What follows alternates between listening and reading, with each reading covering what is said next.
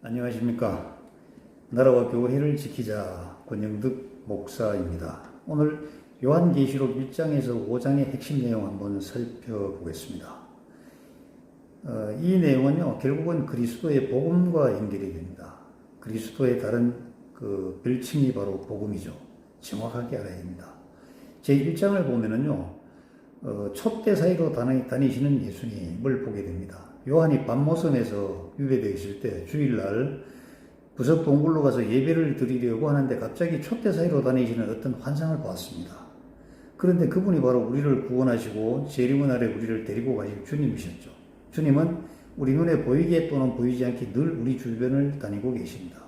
예배를 준비하면요, 이미 그 자리에 와 계시는 주님입니다. 옛날 시골에서 대갓집에 아침, 점심, 저녁에 이렇게 상을 차릴 때 보면은 제일 그 어른께서 적당한 시간에, 정말 기가 막힌 시간에 좌정을 해 계십니다. 그러면 밥상을 갖다가 이렇게 드리면 참 맛있다고 칭찬하고 그 손부들에게도 참 이렇게 격려를 해주고 하는 그런 노인이 있는 반면에, 또 어떤 노인은 밥 때 되면 허미 들고 저 밖으로 나가는 사람이 있습니다. 꼭 부르러 가야 옵니다. 하여튼 이런 사람들하고는 달라요. 종류도 다르고 정도도 다르고. 주님은 늘 우리 옆에 계십니다. 그것을 제1장에서 이제 사도 요한이 설명을 하는 겁니다. 물론 꿈을 통한 계시죠. 환상이죠. 그 다음에 이제 2장과 3장은요, 7교회로 대표되는 그 지상의 모든 교회의 모습입니다. 물론 어떤 사람들은 그 당시에 그 7개 교회라고 하는데, 사실은 그 당시 교회뿐만 아니라 지금 우리의 교회, 그리고 우리가 죽고 난 다음에 또 우리 미래에 우리 땅에 있을 그 교회의 모습을 7개로 간추려서 이렇게 설명을 하는 겁니다. 첫사랑을 잃어버린 교회, 서로 비방하고 우상에 절하는 교회, 재물에 혈안이 된 교회, 의인은 살아있으나 아주 세력이 미약한 교회, 또 보상을 받을 칭찬받는 교회를 비롯하여 주님의 눈에 비치시는 지상교회의 모습을 있는 그대로 보여주시죠. 이 모습은 말씀드렸듯이 요한 시대에 국한된 것이 아니라 지금도 미래도 계속될 우리 교회의 모습입니다. 자, 이제 4장으로 들어갑니다. 4장에서는 이리로 올라오라는 명령을 받습니다. 이것은 무슨 뜻이냐면은 지상의 것들, 땅의 것은 다 보았으니 이제 하늘의 것을 보라고 하늘로 올라오라고 한 겁니다. 많은 성도들이 가장 궁금해하는 하늘은 어떤 모습일까? 그것을 사도 요한에게 확인시켜 주시고 정말 그 굳건한 그러한 그 믿음을 가지게 하는 그 절차죠. 확인 인증 절차라고 하면 되겠습니다. 사도 요한이 하늘에서 가장 먼저 본 것은 보좌 중심의 하늘의 구조죠. 이게 이제 요한계시록 4장 1절부터 쭉 나와 있습니다만은 읽어보면은 이리로 올라오너라, 이 뒤에 일어나야 할 일들을 너에게 곧 보여주겠다. 그런데 하늘에 보좌가 하나 놓여 있고 그 보좌에 한 분이 앉아 계셨다. 그리고 그 보좌 둘러에는 24개가 있는데 장로 24명이 흰옷을 입고 머리에는 금 면류관을 쓰고 앉아 있었다.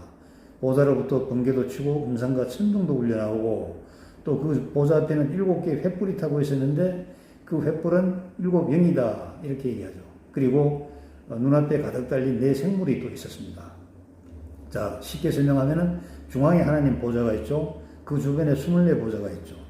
그리고 그 주변에 또 천천히와 마만이라는 숫자 개념으로 파악하기 어려운 천사들이 보좌를 이래 둘러싸고 찬양을 하고 있었습니다. 그리고 4생물도 있었고요. 그래서 이 보좌는 전에도 계셨고 지금도 계시며 미래도 계실 보좌인 것입니다. 하나님 나라의 영원 무구성을 상징하는 것들이죠. 우리 사람들은 지금 배가 부르면 하나님을 잊어먹고 지금 배가 줄이면 하나님을 부정합니다. 하지만 하나님은 가장 중앙의 보좌에 계시면서 우주를 모든 생명체를 다스립니다. 우리의 이 머리카락 하나, 공중의 참새 한 마리라도 하나님의 질서 아래서 움직인다는 것을 우리가 알 수가 있습니다.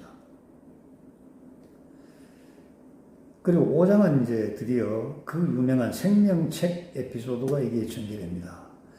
또 보니까 보좌에 앉아 계신 분의 오른손에 그 두루마리 하나를 들고 계셨는데 여기는 글자가 적혀 있고 7인을 찍어서 봉하여 놓았다는 겁니다. 그런데 어떤 힘센 천사가 말하기를 이 봉인을 떼고 두루마리를 펴기에 합당한 사람이 누구인가 이렇게 외쳤습니다. 하늘에도 없고 땅 위에도 없고 땅 아래도 이 봉인을 펼 사람은 없었죠. 정말 요한은 그 봉인이 너무너무 보고 싶은 겁니다. 그래서 이것을 펴거나 볼 자격이 있는 이가 하나도 없었어요. 그래서 슬피슬피 울었다는 겁니다. 슬피슬피 울었다는 겁니다. 그때 이제 어떤 천사가 나타나서 울지 마라. 인봉을 뗄 자가 오신다고 알려주었죠. 5절에 보니까 장로들 가운데 하나가 울지 마세요. 유다 지파에서 난 사자 곧 다윗의 뿌리가 승리하였으니 그가 이 7 봉인을 떼고 이 2 마리를 펼 수 있습니다. 라고 이렇게 말을 해 주었습니다.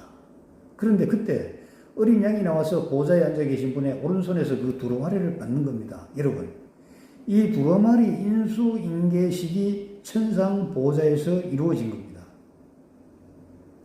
그때 24장로 또 금은고와 향이 가득 담긴 금대접을 가지고 어린 양 앞에 엎드렸습니다. 그런데 그 향은요, 성도들의 기도라고 이렇게 되어 있죠. 주님께서는 그 두루마리를 받으시고 봉인을 떼실 자격이 있습니다. 주님은 죽임을 당하시고 주님의 피로 모든 종족과 언어와 백성과 민족 가운데서 사람들을 사서 하나님께 드리셨습니다. 이렇게 얘기를 하는 겁니다. 자, 요약하면은 예수님이 나타나셔서 봉인된 책을 받으셨습니다. 인봉된 책의 인수인계식이 천상 보좌에서 이루어진 것이죠. 책을 인계받은 주님이 그 두루마리를 탁 펼치십니다. 24장로와 천사들이 모두 엎드려 어린 양 예수를 찬송하는 것이죠. 이 책은 무슨 책입니까? 공개되지 않은 아무도 모르는 책입니다.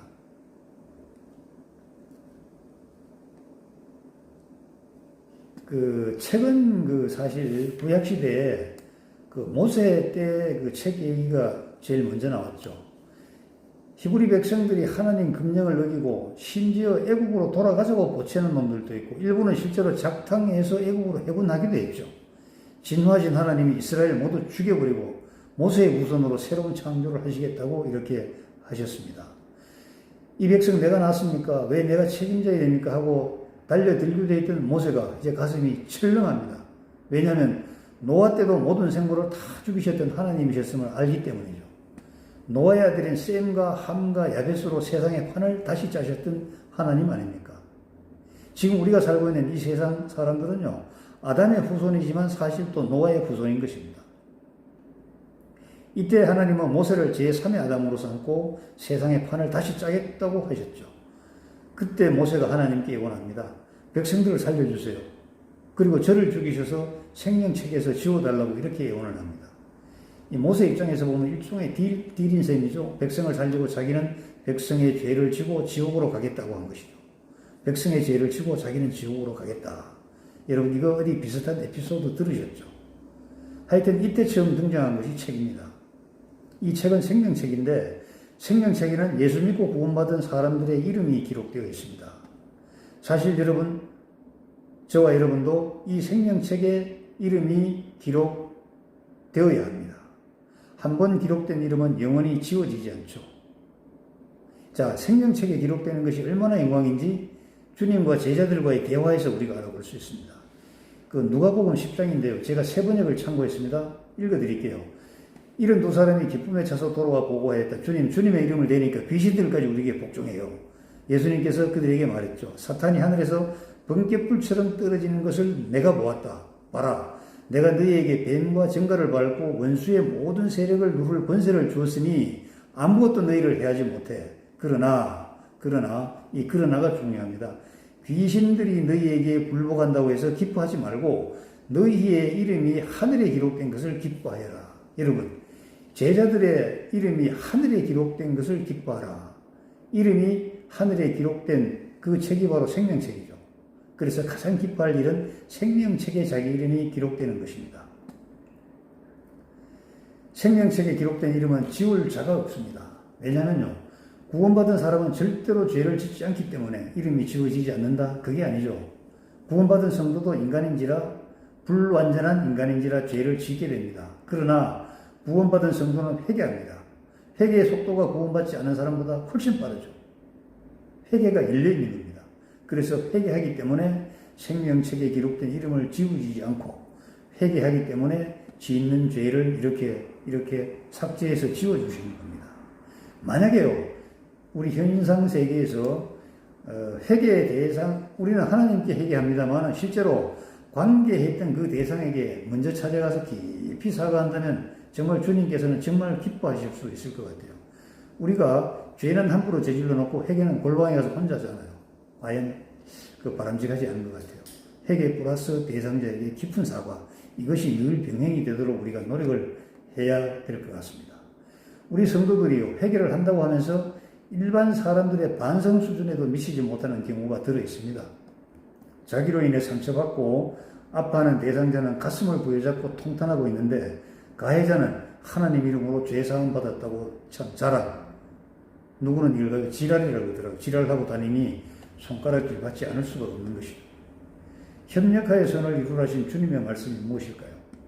성경의 뜻은 따로 있겠지만 현상적으로 보자면요, 가장 협력되지 않는 곳이 교회입니다.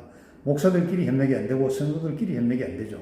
그러니 선으로 가는 길은 가시밭길, 돌짝밭길이 아니겠습니까?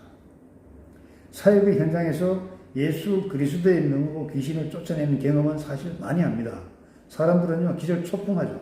귀신이 또박또박 말대꾸하면서 저항해요.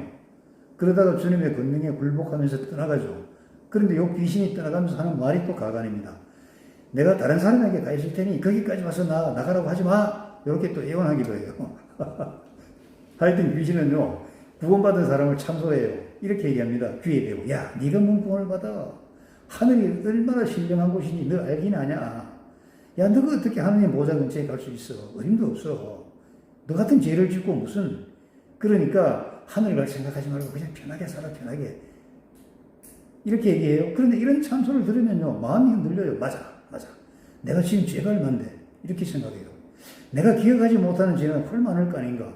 그러니 하늘 보좌 근처에 의식하지 못하는 거지, 내가. 여러분, 생명책에 기록된지 안 된지 궁금하시잖아요. 이것을 확인하는 방법이 있어요.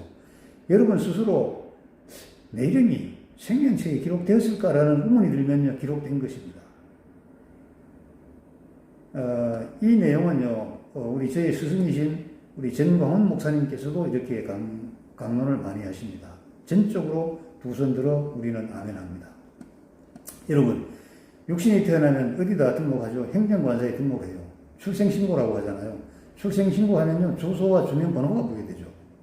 이와 마찬가지로 구원을 받으면 하늘의 생명책에 이름이 기록됩니다.